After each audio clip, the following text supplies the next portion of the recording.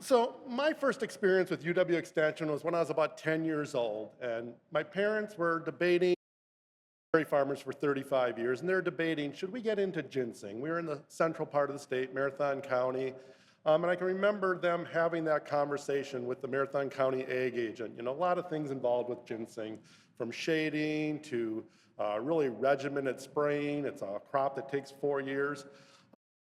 Stuck with me is that neither of my parents graduated from high school, but yet they were able to access the resources of this amazing university. And I think that's something that I really held on to, and I think that epitomizes the Wisconsin idea, that ability for anyone to be able to access those resources. And you're today, we've had many talented speakers here today representing Extension.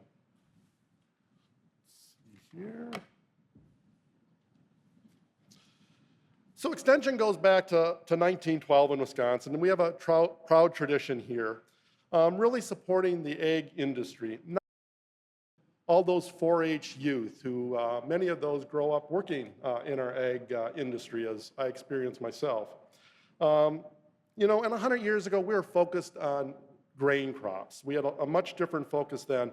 Of course, technology has changed what the focus is for Extension. That GMO technology, biofuels, renewable energy, precision planting, drones, artificial intelligence, just all of those things that are critical to modern day farming. I think it's really important as the Dean of Extension that we continue to invest in our amazing specialists, and you heard from many of those today, College of Ag and Life Sciences, to really push the edge on what those needs are. And I also want to point out that it's a two-way street. It's not us just assuming what's needed. It's us hearing from our constituents on events like this or working with various partners on what those needs are.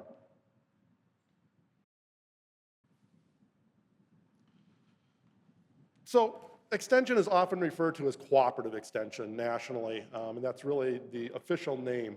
And the reason it's called cooperative extension is that it's funded through 3 different primary sources.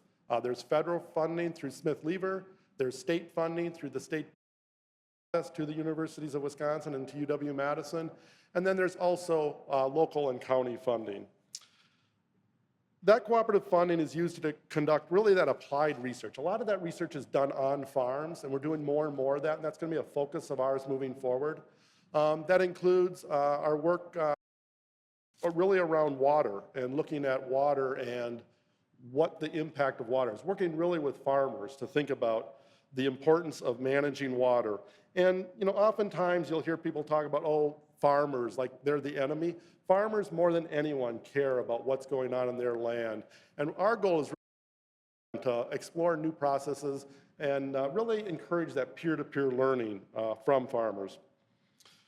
We've also been involved in several important projects, really bridging that gap between campus and the agricultural community, much like happened for my parents some 4 years ago. One of those issues is the nitrogen optimization pilot project. This is something where we worked with DATCAP, we worked with the Ag Coalition in the state, and we worked with farmers to implement that program, to co-implement that program, really looking at it from a research and data standpoint. I would say so far, it'll be questionable whether that'll continue to move forward or not, but a great example of working with farmers on their land in a non-regulatory way. Another way we're supporting the rural sector is through broadband. We've all heard about the federal money that has been allocated. The reality is many of our rural communities do not have the resources to be able to secure those federal funds. A lot of times it involves writing grants or understanding that. We put a small Tiger team together. It's going to be probably a 2-3 year team, and it's really to conduct education around how those local communities, those small communities across the state can access that funding. And this ties into, I'd say, one of the foundations of Extension is that we want to raise all boats. We don't want to see, you know, the Dane counties, just to be blunt, in this state, secure more and more resources at other counties across the state or other communities. And that's part of our goal, is how do we try to level that playing field for the entire state. One of the ways we're doing that is also around rural entrepreneurship. Today, I'm really excited to announce I recently secured a $300,000 donation from a to support rural entrepreneurship in Southwest Wisconsin. This person's going to work with small businesses, startups, people who want to start a rural business and really support that rural economy. This donor happens to be from Boscobel, Wisconsin, wanted to give back to his community. He's donated money to campus, and he looks around, what can I do for my hometown, my home community, the area of the state I grew up in? I think that's really an opportunity for extension moving forward. So very excited. That'll be a 3-year position. Hopefully that'll be advertised in the near future. Really with that idea of, again, how do we take the resources from the business school here, colleges, and help the local communities across the state. Extension has also been engaged in the Chippewa Valley health crisis, where there was a sudden closure of hospital facilities. Karl Green and Bill Omican, who many of you know, were influential in working with the, and now there's a long-term solution. That really created a health desert in that part of the state. And really this is to just talk about how we work a lot with the ag sector, but we really also want to focus on rural communities because that is the fabric of agriculture in this state.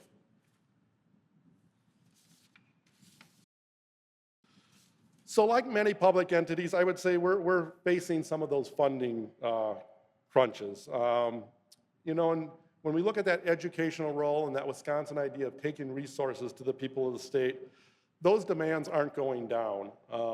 If we look at our federal funding, that's what we'll be talking about today. And to be blunt, our federal funding really hasn't increased in about 30 years. So we're about 50% less on a federal funding standpoint than we were 30 years ago, just with inflation. County partners, unfortunately, have levy limits that are really constraining some of their abilities. We recently had a very supportive county come to us and say, you know, we can't make the bottom line work. We're going to have to look at one of our long-term positions that we funded. Is there some type of bridge gap? And we're working with that county, but it wasn't a performance issue. It wasn't that it was a priority. It was simply that they had to make their budget work. And so we're trying to work with counties around that issue. The concern is that it could be a death by 1,000 cuts, and that if we continue to see and hear about these reductions, that's going to create a real challenge for extension moving forward. And I think, you know, we're all understanding of the importance of extension. We're hearing about it today. We're all here attending it. And I don't want to be, you know, negative. I'm very optimistic about where we're going. I think some of the programming we're doing with extension has evolved a lot over the last 4 to 5, 6 years. One thing I can say, I'm open to input, ideas, feedback. We've made some critical hires. You know, several of those are presenting today. And I think having the resources and the expertise to support this industry is just going to be so critical for us moving forward and for rural Wisconsin.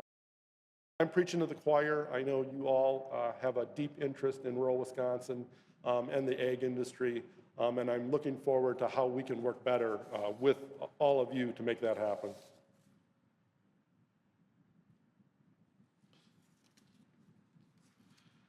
So speaking of the in Wisconsin, as we heard this morning, $116 billion industry. That's up from $104 billion, I do believe, in the previous report that Steve had worked at. Great presentation, Jeff. Great to have Jeff on board working on that and working with Steve.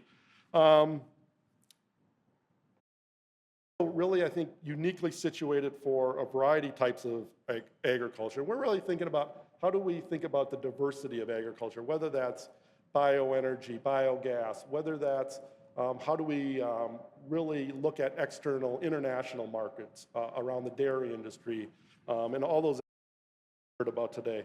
Really thinking about how do we engage to move this organization forward and move our ag sector forward. Discovery Farms would be one great example. Discovery Farms obviously works very closely with farmers on the ground to implement water conservation practices, ideally without compromising the bottom line.